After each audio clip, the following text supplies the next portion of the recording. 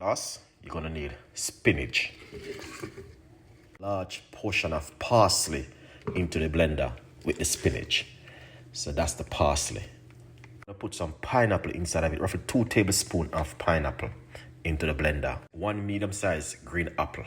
Put half of a lemon juice into the blender. Get a piece of a ginger.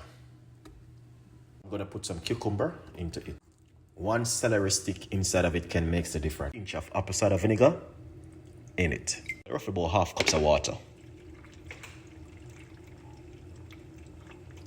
I'm going to blend this now, and that's how the way it look. Beautiful and nice. But what I'm gonna do, I'm gonna run it through my strainer. But you can drink it natural like this. Running it through my strainer.